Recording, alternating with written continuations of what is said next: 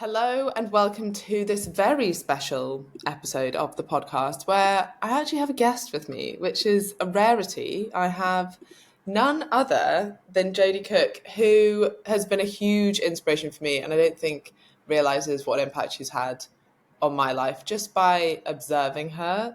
So I am very excited to share some of your brain with the listeners today. Welcome to the podcast. Thank you so much. I'm so excited for this already. Let's do Good. it. Okay, so brief intro because I actually got your email this morning which says, I hate small talk and I avoid passive aggressive people. Not that I'm going to be passive aggressive, but we don't want to get into too much small talk. But I think what is really interesting is a little bit about who you are, what you do, and just like a brief history of like how you've got to where you are, and then a little bit about your life and what it looks like at the moment. Okay, so I'm Jodie Cook, and I previously built and sold a social media agency that I started at 22 and sold at 32. During that time, I started writing for Forbes, I started competing in powerlifting, and I started living the digital nomad life. And then since selling it, I took a couple of years to figure out what I wanted to do, wrote some books, did some more traveling, did some more competing, and then have in the last 2 years started a company called Coachbox that is all around making AI versions of coaches, and became a senior contributor for Forbes where I write about AI for entrepreneurs.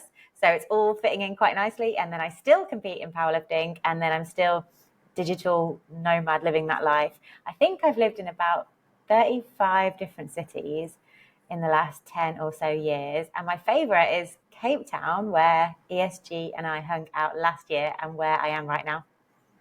Yeah. And it's amazing that that's the one place that when we were just talking, you said feels like home. So Yeah, interesting. it really does. There's something, when you just feel like your heart connects with somewhere. I definitely have that here. And when we've got the exact same Airbnb this trip as last year, and arrived at the gym and everyone was like, hey, welcome home. And it's just such a vibe here that I do really love it. Good. Okay, right. I have a couple of questions off the back of that. So, did you always know that you wanted to live this kind of nomad lifestyle? No, because I was just doing the route that everyone else who started a business does, which is I was the world's worst boss to myself because I held myself to really high standards, didn't let myself take a holiday pretty much for the first 3 years, didn't travel whatsoever, didn't leave the United Kingdom, and created a business that was entirely dependent on me.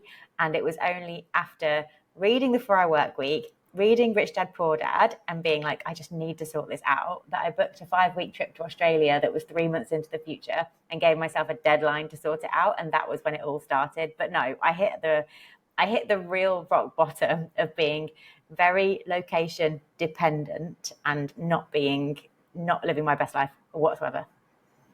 And did you start like nomad, or was that Australia trip before you sold the marketing agency?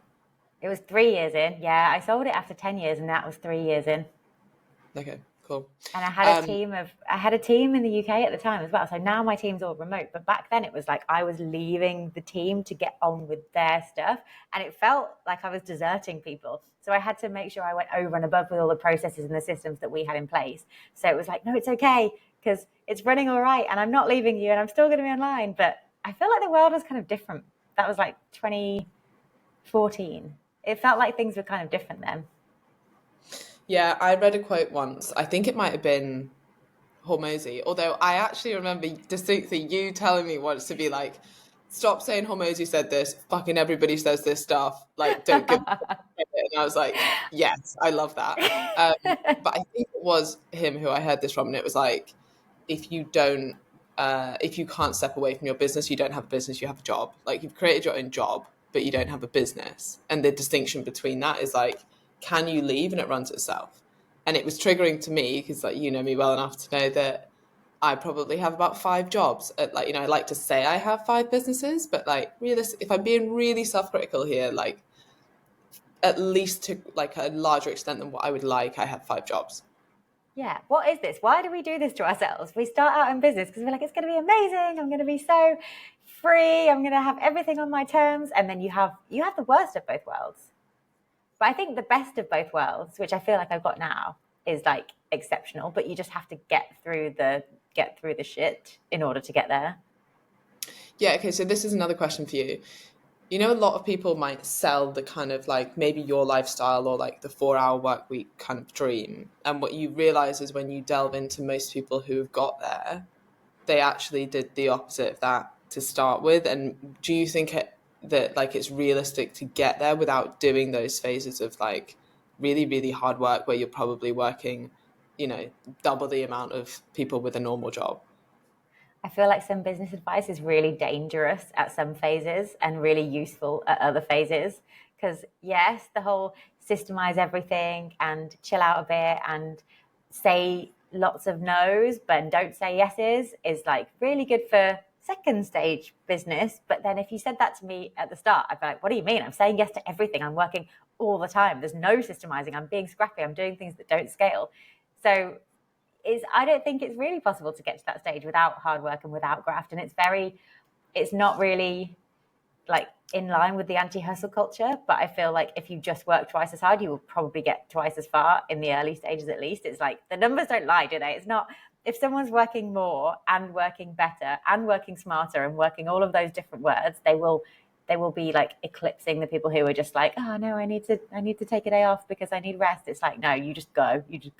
Something I did hear actually is the difference between resting to recharge and go again and resting to reflect and to find answers. And those two things happen at different stages of business as well. Because at the start it was all like rest to recharge, but now it's more like rest to think of the answers that you'd need, like different brain waves to think of. And actually, that can be rather than potentially continuing to go down a wrong path, just kind of course correcting a bit, but you need the space in order to do that. That was one thing I found really interesting about your story here is after you sold your business, you took a couple of years to kind of think about what you wanted to do next. That to me sounds fucking terrifying.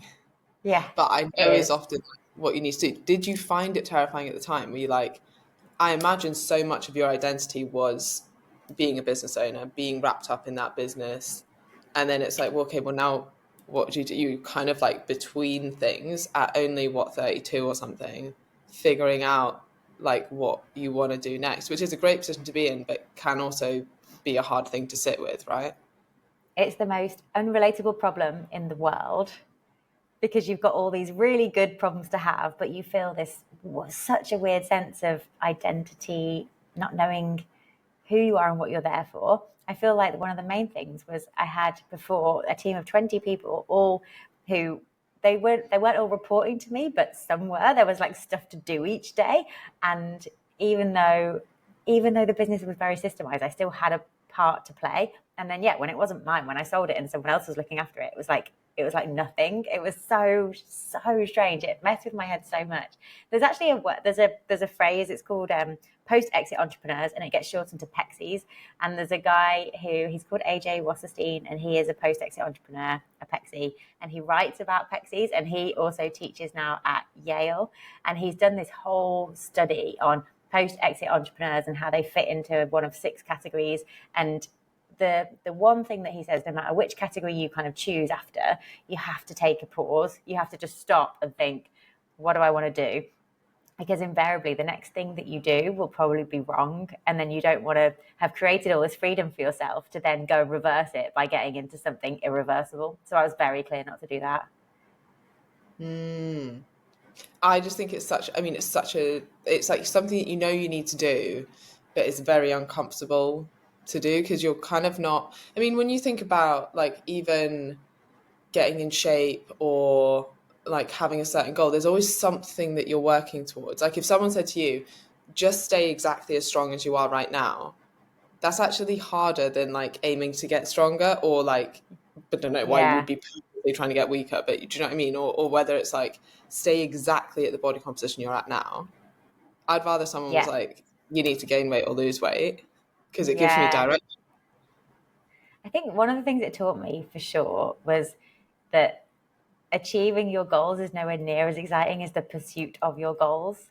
because that exit was like all I wanted. I felt like at some point, I felt like I was always 18 months away from selling my agency, because I was like, I really think I do want to sell it.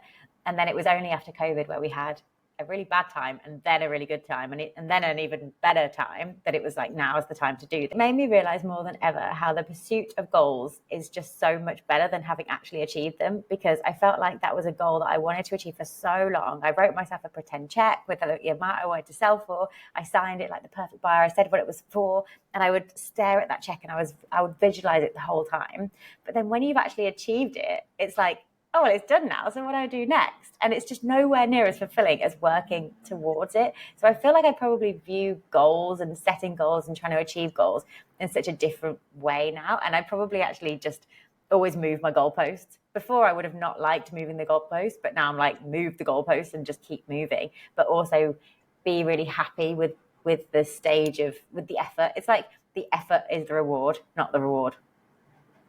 I completely agree. And I think it's what gives you purpose. It's what makes you wake up in the morning and work towards something. When you've already achieved it, it's like, you get the same when athletes win an Olympic gold. They kind of have this like arrival fallacy that they thought it was going to be amazing. And it actually, the happiest times of their lives were waking up every morning in the freezing cold and going to the track and doing the workout.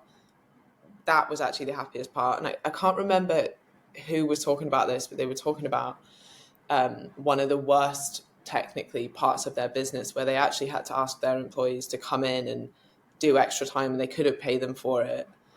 And then they look back and they talk to some of their old employees and they were like, that was the best time of my life. Like, I loved staying in the office, and I know all that you could offer us is like getting us all in a pizza, but we felt like we were working to save this business. And Yeah. like, that gives you so much purpose and drive and excitement. And I think that's so much of what like small business startup kind of like hustle is, when you're so passionate about building this thing that actually the kind of financial reward and stuff that you're working towards, that isn't really why you're doing it, or isn't really what's driving you. So yeah, that's a good reminder on the days that it's hard, that actually you'll probably look back and be like, these are the good old days. These are the good times. Yeah, for sure. Yeah. Yeah. Something else that you do that's very interesting is track. Do you still do this? Track all of the time that you spend doing basically everything in your day. Yeah. I geek out on this so hard, to the point where if someone sends me a calendar invitation, I just don't accept it, because I just use my calendar. But also because if I did accept it, and then say we've said that we're speaking for like an hour or whatever, if we spoke for like an hour and 10 minutes, I would want to change it to be an hour and 10 minutes. And then you'd get a message back to say like, Jodie's changed this time. And you'd be like, who is this weirdo? Why does it matter? It's just 10 minutes. But I'm like, no, I want to, but I think so. This is all based on, I want every single day of my life to be like different in some way, or to be like remarkable in some way, or to have something about it that means that I can look back and I can go, that was that day. So I just track everything down to the conversations that I have, or the things I do, or the things I see, or the things I think. I just write it all down and then look back, so that each day is like, I can remember that it was different. Mm-hmm. I love that. And I actually do, I don't think to the same extreme, but I'm obsessed with my Google Calendar, and I do like Yeah. visual of it, and like different businesses are color coded and different things that I'm doing are color coded, and it's quite nice to see like, hey, this is how much time I spend training, this is how much time I spend doing this and doing that. And when you're looking at things like life balance or like life synergy, or like how you're spending your time, it's quite nice to be able to visually see that over a week and then Mm, decide. I know that we were talking about this once, and you were talking about how you kind of use it to assess the 80-20 principle of like where you're spending your time, where it's getting the most rewards. I can't remember what big change you'd just made. I think you'd gone in hard on like writing for Forbes or something. This mm, was like at some point last year, and you were like, I'm spending a lot of time doing, might have been some other kind of social media or something, but that's not getting me an output. Whereas this yeah. is, and when we track all of our leads, they're all coming from this. So why am I not prioritizing this? Yeah, And for then when you sure. look back And each week, you can see, am I doing that or not? color coding helps that quite a lot. As simple as it sounds, just when you work on one thing, make it one color, make it, and when you work on another thing, make it another, and then you can see really fast, okay, this is where all my time's going. And then you know if it's not. I just think all of us should be using our superpowers all the time.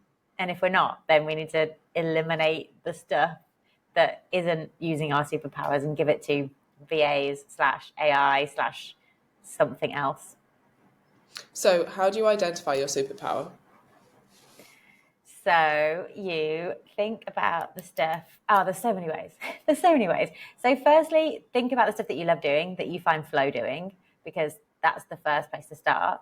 And then after that, it's the stuff that you're actually good at, because you can find flow doing random stuff that you should not be doing whatsoever. So it has to be the stuff that you are actually good at, that's actually valuable, and that you love doing too. I think there's something in the idea of a comparative advantage. So lots of people might all be good at this one thing, but you might have a comparative advantage in doing it in like a slightly different way, or you might be the same. You might be like all right at posting on LinkedIn, but you're really good at YouTube. So then even if you like YouTube less, you would still do that more because you're going to be better at it. So I kind of think of it as like playing the ace cards, finding out what makes you different, finding out all the things that make you you, that people really, really get and really, really relate to, and then play them. And then something I think about with you actually quite a lot, and your Instagram especially. Have you ever heard of the law of least effort? No, but tell me.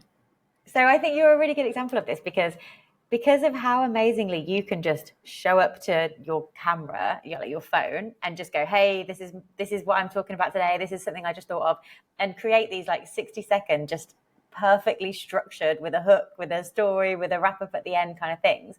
Some other people will find that so incredibly difficult to do. It would take someone else an hour, and you probably do it just in one take without even thinking about it. So it's like, what's your law of least effort, and then how can you lean in more to that? And I feel like you're such a good example of just doing that again and again and again, and then it's that consistency that then leads to the results of like a big engaged loyal community, which is really cool. Yeah, and I guess part of that comes from, it takes years and years to make something look effortless. Like, if I asked you to quickly write an article now, it'd probably be really fucking good, even if I only gave you 30 minutes to do it. Someone else to write something of the same standard, it might take them a significant amount of time, but it's taken you years and years and years to get to that point that you're like, yeah, I could write this out. I know the structure I want to put it out. I know what works. I know what my audience are into. I know the hooks that I need to use. I know how I should format it, all that kind of stuff. I Yeah. think there's an element of that as well. It might look like I effortlessly just get up a camera. And to be fair, now I kind of do. But that's because I've done it every Yeah. day for 10 years. So have you read the 48 Laws of Power? I think I read a summary of it rather than the actual book.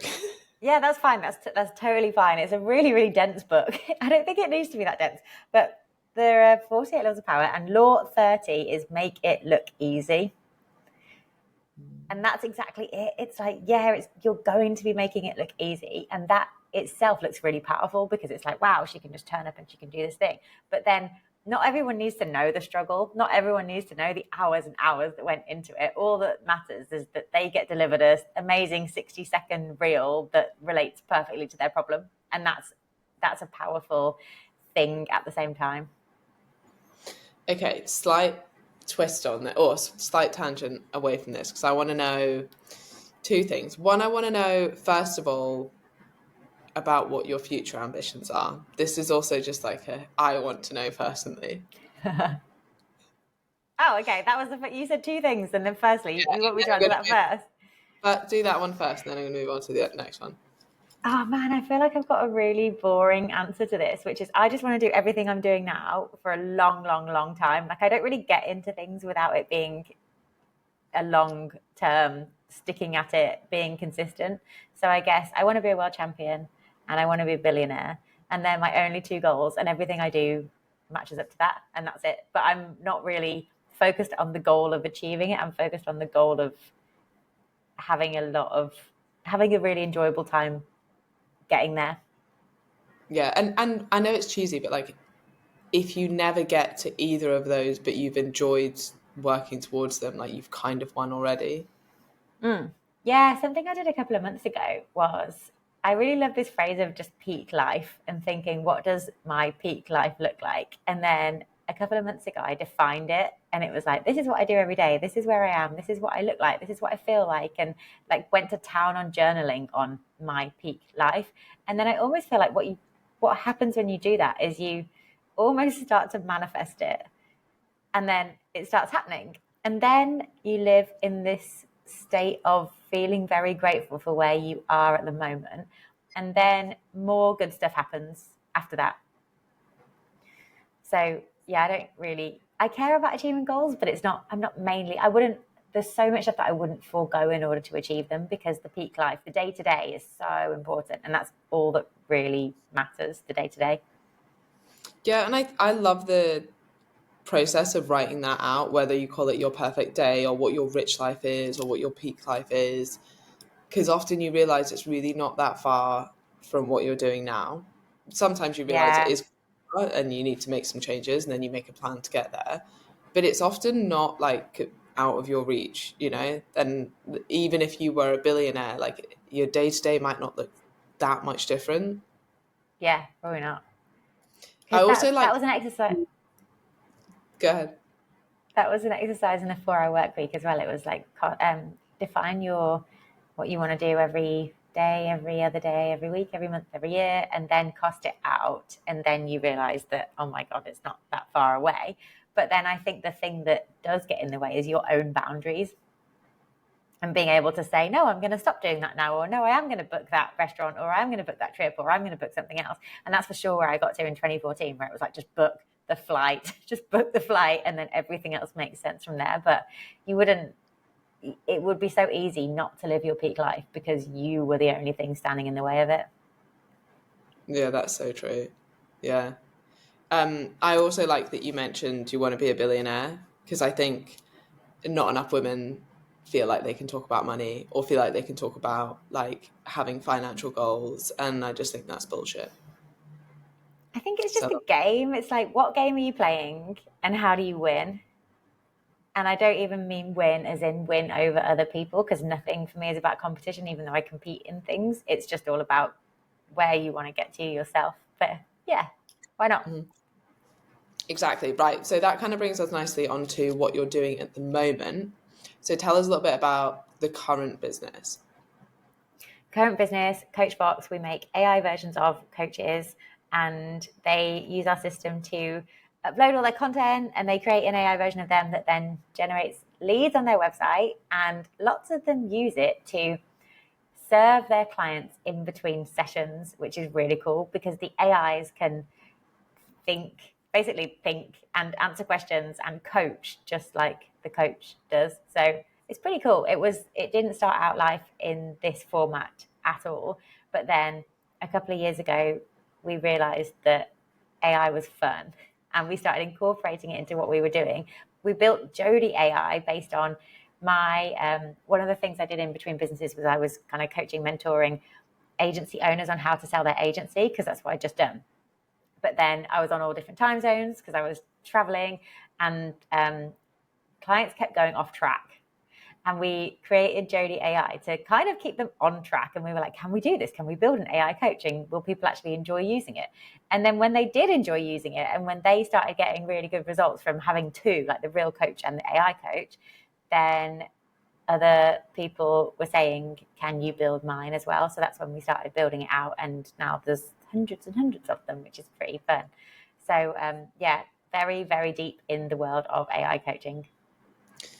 I think what's cool about that is because what a lot of people have kickback from with AI, I think, is that it's like, well, it's not personal, but it is in the way that you do it because you train them, right? So it's not like I'm just asking any AI like, what should I do to sell my business, or what should I do this Yeah. week? It's like, what would Jodie tell me to do? You know, Yeah, that's exactly it. Yeah. Because that's so what many of makes. all of our coaches, their clients will say to them all the time, "Oh, what would ESG do, or what would Jodie do, or what would Rachel do?" And that's almost what they have going on in their head the whole time. But they can't get them all the time. They can't have their coach all the time because they're seeing other people and they've got other stuff to do. But then this means that they can get their strong beliefs and their principles and their life rules, which is what they want to guide their decisions. And yeah, you're right. If you ask ChatGPT, what should I do to lose weight, it would give you like some bullshit, like rubbish stuff, because it would be so generic. But if a coach has trained their AI with their very strong beliefs on what you should do to lose weight, or what you should do to be healthy, or whatever topic it is, then their AI is just repeating those principles. And I think the coaches listening will probably relate to this as well, but I found that so many people didn't need new information. They just needed reminding of the stuff that they already knew or they already subscribed to, and they just needed it delivered to them constantly just to stay on track. Yeah, agree. The other thing I wanted to touch on, because you mentioned that this business didn't start in this way, and I think that's really interesting, because I first remember hearing about you and your business from Emil, and it was like a voice coaching business, more like voice coaching business, and he was saying that he'd invested in it. And then I think I'd caught up with him at another point, and he was like, oh yeah, that's completely changed, it's something else now. But he was like, but I don't really care, I invested in Jodie, which I thought was quite interesting. It's like, actually, and I think a lot of your like founding investors at least really invested in you, as opposed to what you would do, like the specifics of what you were doing. It was like, I trust that Jodie will make a good decision. So like, I don't care that the business has like transitioned in the way that it has. But how does it work if you do have investors? Like, is there more things that you need to run by people, or do you keep it so you have full control over that? Maybe talk a little bit as well about like, one, how you made that decision to pivot, and two, how you get investing and funding for businesses like yours. The decision to take investors was just to play the game on a different level than I did with my agency, for example, that was all just bootstrapped, and I started it just like at my kitchen table. And it was partly because of what you just said, like being able to work with just like friends and contacts and people where it would be actually really cool to get them involved. And I feel the weight of having investors, like I take it very seriously as like a responsibility, but I quite enjoy that. And I really like the idea that someone would be invested in me and would trust that I would make the right decision, because the more that people believe in you, the more that you believe in yourself, and then the more that you do continue to make the right decisions. So I like that bit. I feel like investing is really interesting because it's almost like free consultancy that other people are paying you to give you. So our investors are like such incredible people, and at any point I can say, hey, we need help with this, and they'll just help. And it's like, how have we manifested this situation where we get all these people's brains? It's like, it's so cool, and they have like given us money to build a business. I love it. It's very, very cool. And also I think what's really useful to remember is that people invest when they've got money to lose, and they're fine about that. So it's not like you don't have to give extra weight to thinking like, oh, what if it all goes wrong and everything goes to nothing? And because it's just fine, it's not a thing. But the pivot came about pretty much because we wanted to use the technology that wasn't necessarily new but felt more accessible. And so it was pivoting something that served a purpose and serving the same purpose, but doing it with AI. That was pretty much it. But because I feel like we were already in the game of having a business where we had an ICP, we had something set up. So it meant that like pivoting from there was quite easy. Whereas some friends, a friend in particular, he really wants to start an AI business, but he keeps thinking, oh, it'll be overtaken or it'll be irrelevant because something else will come out. And I'm like, mate, just get in the game. Just somehow get in the game, because then at least you've got a website and a name for your business, and you know who you're serving, and you're starting to talk to customers about their pains and their challenges. And then it doesn't really matter what you're doing, because all number of different technologies could be applied to solve that same problem. So I feel like we had really nailed on the problem we wanted to solve, and then we were fairly agnostic to how we solved it and very open to pivoting with whatever new thing came out. Yeah, and I think that's really useful, that probably especially in the next couple of years, with how a lot of the coaches I work with should be viewing their business now, whether it's, you know, on a smaller scale, like how you're marketing, because people get quite, almost like I've worked with coaches that get quite annoyed that what they were doing a year ago doesn't work now. And it's like, Yes, that's business, that's life. Like if you're stuck in like one way of doing something, like good luck, because you're going to be overtaken by people that are kind of exactly what you said. Like, I know who I want to help, but how I help them, like exactly how I deliver my coaching, should be dependent on the technology that I have, like what's going to work, what's new coming out, how can I do this better, what can I be improving. because that's how you're going to stay top of your game. If you're still like, when I started coaching online, I was just sending out Word documents. Like, if I was like, no, these apps all look crap, I'm not paying for someone else's app, blah blah blah, like, I would have been left behind years and years and years ago. So Yeah. it's important Yeah. that like you're always kind of figuring out, and that might mean, sucking it up and figuring out what works on Instagram this month, because it's not the same as last month, and that's just Yeah. like, Yeah. unfortunately, that's what happens.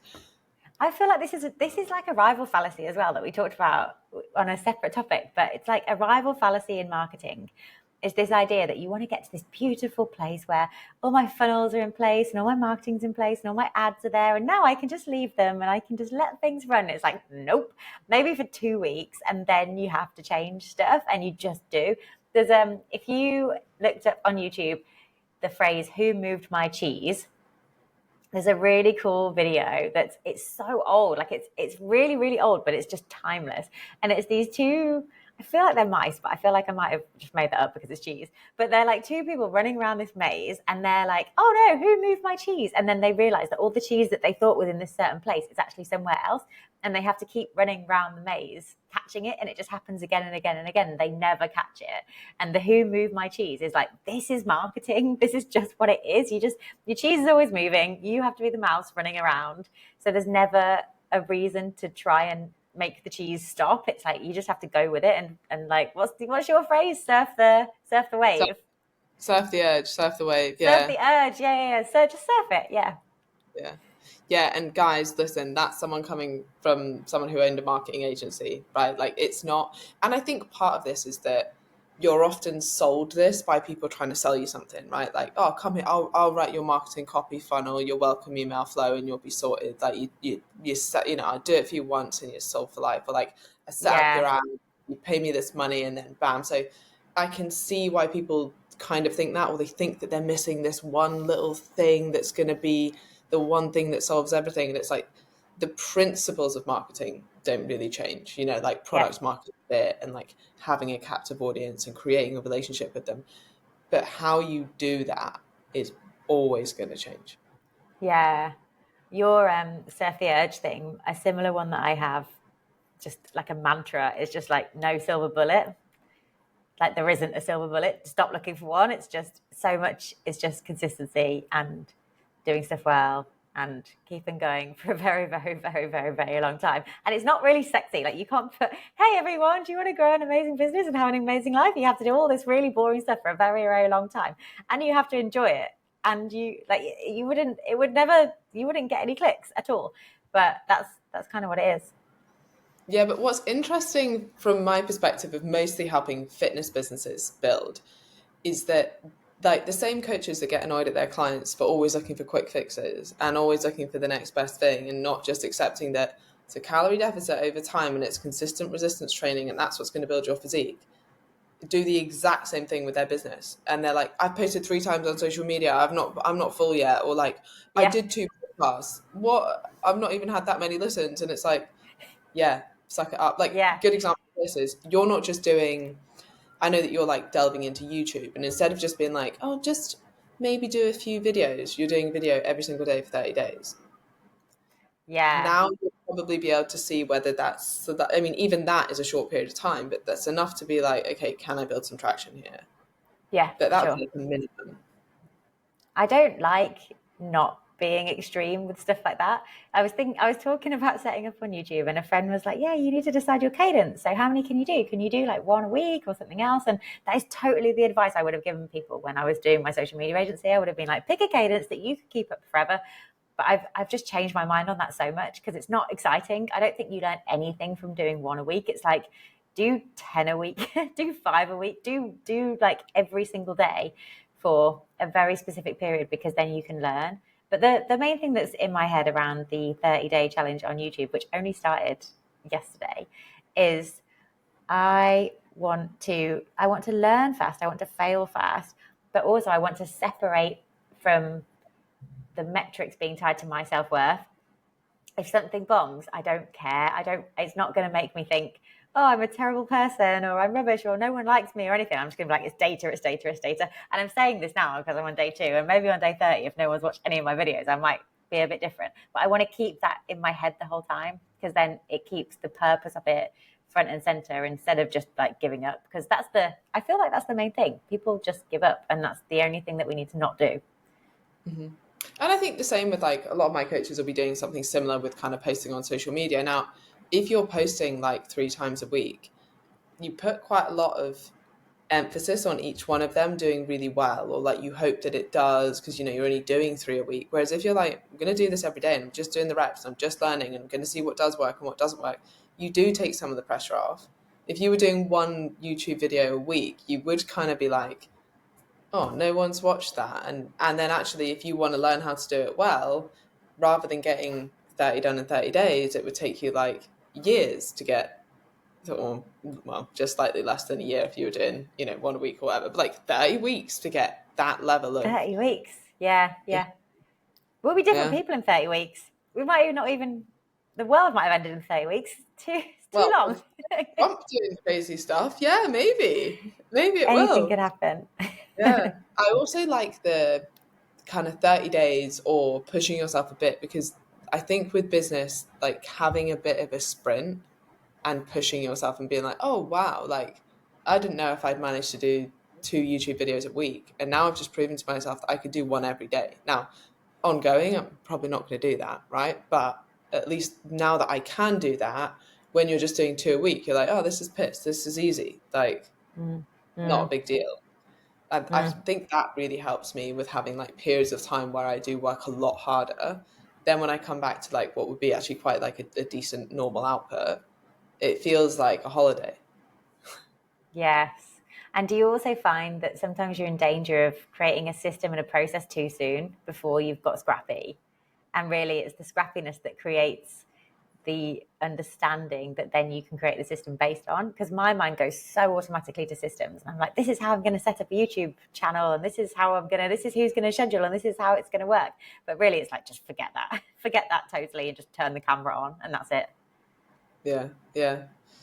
With the ups and downs of business and entrepreneurship and potential like failures, whether you want to call them that or not, or frame them as that or not, how do you deal with that? Do you have a system of doing that? Do you have like a support network? Do you have people that you talk to? I know you're in mentorships as well. Like, where do you get that support to kind of, like you've said before, like the main thing is not giving up. Okay, but we've The main thing's definitely, not giving up. Yeah. but we've all had days that we've felt like it. So on those days, like, what do you do?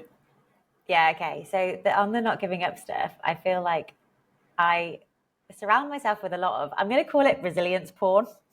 Like the idea of like, keep going, hang in there. Like all these stories about all these people who, like there's, the story of the Airbnb founder where there were like 3 of them, and they had like a kind of Pokemon card holder that they just filled with credit cards that they were maxing out because they were trying to make their startup work. And then you had like these business owners who had all these different prototypes before one worked, but it did because they just hung in there. Like I will like gorge on these stories because they're the ones that I just want in my head that says, no, it's going to work. Keep going, keep like overturning stones so that you get the answer. So resilience porn is a really big part of it. I try really hard to not take myself too seriously, which then I feel like gives me perspective, because like we're all going to die one day. One day we won't be here, and neither will anyone we know. And therefore, there's only so seriously you can take yourself. And I've got quite a strong detector for the moment I'm taking myself too seriously, and then I almost like click to try and snap myself out of it and be like, what am I doing? And then move on to something else. A while ago, I wrote like a happy list. So it's just a list of stuff I can do to make myself just feel better if I feel down. So much of feeling down is just literally linked to my cycle, what day of my cycle I'm on. Because like day 20 to 23, if I'm gonna feel a certain way, it's gonna be those days. So then that really helps, because then I can separate from that and be like, oh, this isn't even me. I'm not like a sad person. I'm just feeling sad temporarily because I'm on this day, and then that helps the separation. But the other stuff on the happy list might be just meditate or call a friend or go for a walk, like eat a carrot. Like it's simple, really, I think. Yeah. I do think that I definitely find I have this like massive drop in resilience the week before my cycle, and it would be, like everything goes wrong in business. There's numerous things, especially when you're managing people. Like something will go wrong in each of the businesses, probably like once a day. Sometimes they're small, sometimes they're bigger, sometimes it's a 5-minute fix, sometimes it's something a bit longer. And it's fine. And most of the time, I'm like, cool, I'll just fix that, or cool, this person can fix that for me, or it's not a big deal. If even the smallest thing goes wrong in those like couple of days where I'm feeling my lowest, it's like, Yeah. I don't do this anymore. I don't. But I think the awareness of that, because I have a rule, I'm like, I don't make big decisions after 8 p.m. because I don't think very well after 8 p.m. And I don't make big decisions like, there's normally only like 3 or 4 days where I feel like really low before my Yeah. cycle. I Yeah. just, you can make that decision next week. But this week, like, you're just cruising, you're just continuing. And I just delay it. And by that point, I'm like, oh, I feel great again. That wasn't a big deal at all. Yeah. It's fine. Everything's back to But normal. Yeah. yeah, it does Yeah. make a big. One time on day 22, I saw an old lady cross the road and I just burst into tears. It was like just uncontrollable. And then I'm like, oh, clearly I can't make any business decisions today.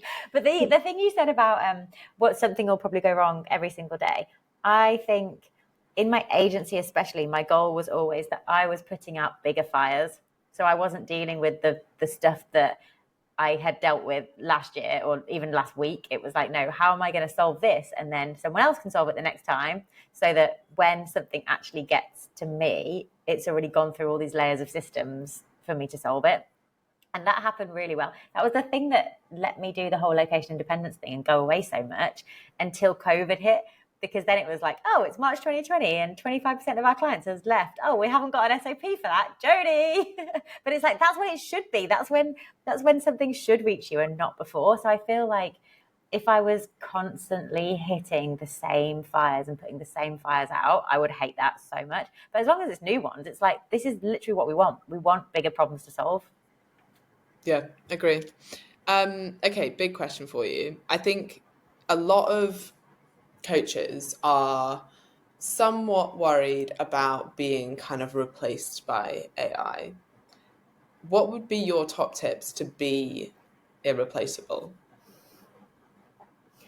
Coaches themselves won't get replaced by AI, but coaches not using AI will get replaced by coaches who use AI.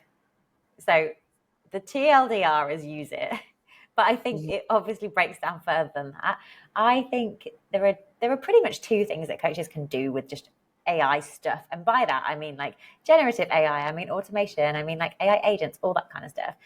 The two things are you can use it to do less, or you can use it to do more. And by less, I mean outsource, eliminate, delegate, AIify everything other than you just coaching your clients, and then spend all that extra time you've got just chilling out and just being a better coach because you're not stressed out and you can spend more time resting and all that. But that doesn't actually excite everyone. That's not really the reason why some people did that. Some people got into coaching in the first place. Most coaches that I speak to actually want to make loads more impact. So then I would say use AI to make more impact. Use it to take all of your strong beliefs, your methods, your principles, the stuff that you know works because you see it working in one-to-one conversations with your clients, and then use AI to like basically scale yourself to infinity and just produce and produce and produce and share your message out there and use that to attract even more clients, so then you can command higher rates. So then it's just this amazing cycle that just carries on going. So because I talk to a lot of coaches, and it's all around, firstly, choose what you're going to do. Do you want to do less, or do you want to do more? And then double down on learning how to do that. And it really is just a game of learning at the moment. Mm. And I guess a lot of people, like, I want to do both. Shocking. Like, I want to do less and automate the stuff I can automate, but then I also want to do more and have a bigger impact. If you picked one, everything would be better. Or if you Really? even just said, I want to spend the same amount of time working, but I want to only work on my superpowers. Yeah, because imagine, so if you take you and your week at the moment, if you took out everything that didn't need to be you, because it could be a robot in some form, and then you double down on the stuff that only you can do, which is like you being on stage, or you going live, or you doing all the stuff that would make a difference, like it would be really cool. But then if you also had the goal to do less, it's like, well, you might as well, like you've done the hard bit now, which is automate stuff. So then you're more, I feel like you're more ambitious than that. I feel like you'd be like, no, I can do this now because I've got all this blank space. Oh yeah, like I would just fill it Yeah. with something else. Yeah. But then you would get all the benefits, and that's exactly how to do it. Yeah. One thing I have always thought of that would be really good and kind of save people a lot of time is if there was a like an ask your coach blah, or it wouldn't even necessarily, I think this might work really well as lead generation as well, where it's like actually what I want is more people's attention. So if they've got a one-stop place where like the amount of people that message me like, hey, you did a post a while ago on creatine, where is it? I'm like, I don't fucking know. I'm not going to scroll down my whole Instagram to find a post. Or like, one time you said this on a podcast. I'm like, I do about 4 podcasts a week. There's no Yeah. way I can remember that one time, or if it was on this podcast or what episode or where it is in it. Like, whereas if I did have, or someone could be like, what does Emma think of creatine? And it could be like, too long, didn't read, bam, bam, bam. Here's 3 articles she's done. Here's a podcast where she talks about it. And then it's like, actually, I'm fully in that person's head. And if I'm the person they always go to, then it's like, yeah, it's a free resource that I hope a lot of people use, but then you can charge that much more. And if you become the person like, I'd always go to that person for advice, then like you're getting in their head. You know, it's the whole reason that I do some podcasts is I want to be in somebody's head. Like I only really want to attract their attention initially. The rest of this just happens on its own almost. Yeah. So we build our coaches so that if someone said to ESG AI, how much creatine should I take? It's not going to say, oh, here's some articles that she's written on it, or here's something she said. It's going to answer as if it was you coaching them. So then it's like, do you want something that Googles your content effectively for them and gives them the answer? Or do you want something that replaces your coaching experience, but like in such a way that they feel like they're just having a conversation with you? Because that's quite a different premise. But either way, it's perfect because it means that someone doesn't, like, you obviously don't have to do the admin, but also they just find their answer really, really quickly without anything going on, without a human being involved. Yeah. That's why I think that 2 versions, like those 2 versions, one would be a lead generation, one would be potentially a tool for like more the group coaching side of things. But it would still need, I think there's people value so much, and I guess this comes back to like why coaches won't be replaced. Specifically me telling them based on everything I know about them. You know, like I had a call with a one-to-one today, and it's like, I know her history of perimenopause. I know her relationship with food history. I know this, this, and this. I know her obsession with the scales. When she asks me if she should take creatine, I might have a different response. Even though like I might be like, oh, you're perimenopausal, cool, then I might give you a slightly higher dose. But given everything else I know, I might just be like, no, we're not doing creatine. Like it's not worth it for you. Or knowing that last time she took it, I don't know, she had a bad reaction to it, which I've only seen like once or twice, but some people have like a histamine reaction. Anyway, point being, like, I think people value so much that specificity that like you won't be replaced, but you could be I feel you. like Like, I knew that we were going to talk about creatine at some point. who said it first? Was it me or you? It was you. Oh no, it was me. Yeah, probably because I freaking get asked for it all the time. But yeah, Yeah. um, They're not going to be replaced, but more and more and more, it's almost like you don't want to just rest on the reassurance of, oh no, I'm not going to be replaced and therefore it's okay. It's like, I would almost assume that you will get replaced and then keep thinking about just how to be better than that. It's like the who moved my cheese thing again. It's going to keep going up. And coaches, AI coaches, they've just, ours remember more and more and more each time. And at some point, they're going to remember everything someone's ever said. And because they are infinitely patient, infinitely available, you don't run out of like credits or anything the same way as a human coach would run out of energy, then eventually they're going to be able to draw patterns that humans just can't, because they can't physically hold all that information inside their brain. So I think it's not even thinking about us against the machines It's more like, how can we work with the machines and keep, like, we're almost like teaming up some of our coaches, where one in my head is Rose, and she is running her business, me, my VA, and my AI. And it's like, that's the triple whammy that she needs. And that's everything. And so it's not like, oh, AI is replacing me. It's like, no, me and Rosebot, we got this. Yeah. Yeah. And I think what you said at the start about like, you're not going to be replaced by AI, but you will be replaced by someone who knows how to use AI and leverage it and leverage their own coaching and their own skills. So yeah, definitely something to be thinking about. Do you use it at all for your writing?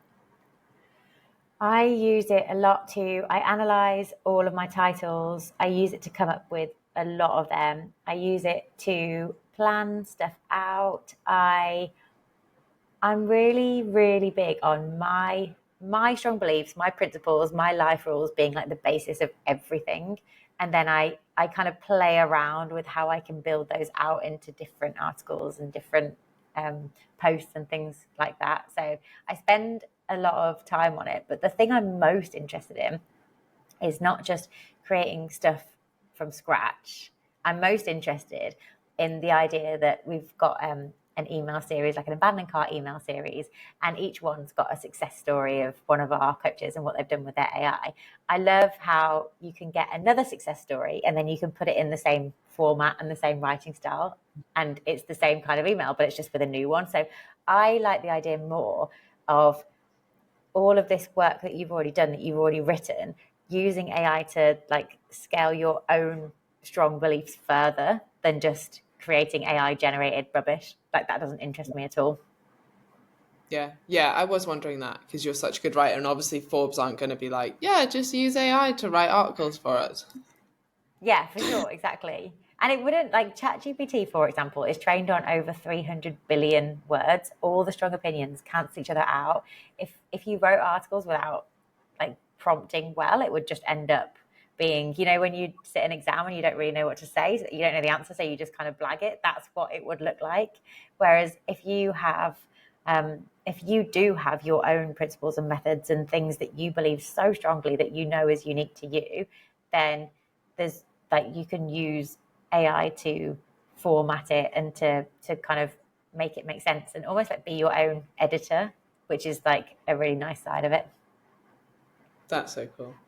Okay, so to wrap this up, one, where can people find you? Oh, you can find me on YouTube at the moment. So you just literally search Jodie Cook on YouTube and you'll find my channel, and I'm posting every single day for 30 days. Apart from that, it's jodiecook.com. That's my website, that's my newsletter. I send a monthly newsletter, and then I send random streams of consciousness about once a week that people seem to enjoy. So I'm going to keep doing that. So you will get those if you Yeah, subscribe. they are really good. Now and again, I've posted them in our AFM group chat, so people might already follow you, but if they don't, that's where they can find you. And they can obviously go find out about your business at Coachbox.ai. Coachvox. good. I'll put all the links in the show notes anyway. Anything that you feel we haven't covered that would be useful for people, or do you think we've absolutely nailed it? I don't think we've talked about creatine enough. Yeah, obviously. All good. You did. Oh, one thing that you did mention is you put your. I want to know your view on normies, and I wasn't sure what you meant by that. But I don't know if you have a view on normies that you wanted to go into. I don't have it. So I got this from you, but I just remember that, and I guess this comes back to who you surround yourself with matters loads. And I think I first heard this term from you, but like, and I guess like we mean this in like a kind of lighthearted way, but like normies would be people that are like, I've got a 9 to 5 job, I'm going to get a car on finance, I'm having a mortgage, I'm having 2.5 kids, whatever. Like basically society's ideal of like what is going to make you happy or what you quote unquote should do. And I think one of the, I said at the start, like you've had such a big impact on my life. And I don't think you really realize that, but just from who you are and what you do. And I think you have an impact on so many people's lives just from that, because it's like almost like a polar opposite.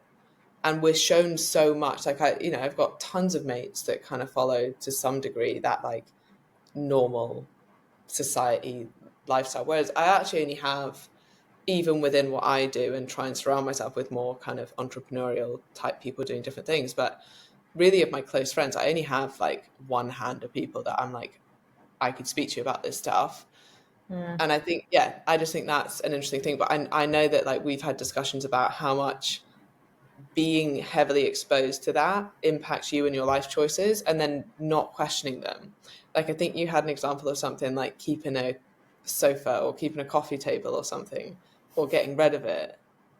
Am I making that up, or is No, that? there was. What was the example? I think it was a friend who was like paying for sofa on finance even after she split up with a boyfriend, and they were like paying for this sofa, and I was like, "What are you doing? Just get rid of it." I think the normie thing for me is remembering to be intentional about everything, because I think that there are all these life decisions that you could make, but then if you know that you're making a life decision based on something that you really, really want, absolutely make it. Like some people want a dog, some people want to live in the UK, some people want to just have this, some people want to shop at department stores, believe it or not. And it's like, if you decide that you want to do that intentionally, fine, but don't kid yourself into thinking that it's intentional when it's just that you are being conditioned to think in a certain way. So stepping out of the normie thing, I feel, is just a case of being like, am I really thinking this, or have I been conditioned by like Disney movies or the media or what my friends are doing or something else? And then taking a second to think for yourself. And then I love surrounding myself with friends who will pull me out on that bullshit. And if they see me making some decision or talking through, like talking something out, like a clear limiting belief, I want them to tell me that it's a limiting belief and be like, you are just saying that because that's something that you believe you should say, or something that someone said to you when you were younger and it's not really true. So that's what I mean by the normie thing. It's, we should just not strive to be normal. It's just all about our own intentional decisions. Yeah, basically asking yourself, do I really want this? Or have I kind of been programmed to want it? Emil does this for me a lot as well. Like, calls me out on, like, is that a 10 out of 10 decision? Or are you just sticking with it because it's okay and it's a 6 out of 10 and you'll just stay with it because it's fine? But like, do you want a 6 out of 10 life? And they're scarier decisions to make. And I think when you're comfortable and you're like, I quote unquote should be happy with this, it's easy to stay where you are instead of being like, but I could be even happier. I could have an even more awesome life. Yeah, you just want those people who are going to call you out the whole time. It's a love Yeah. language. Yeah. And you are definitely that for me. So thank you very much. Cool. Thank you. Thanks for having me. This has been awesome. Thank you. And we'll be back shortly with another episode. Bye.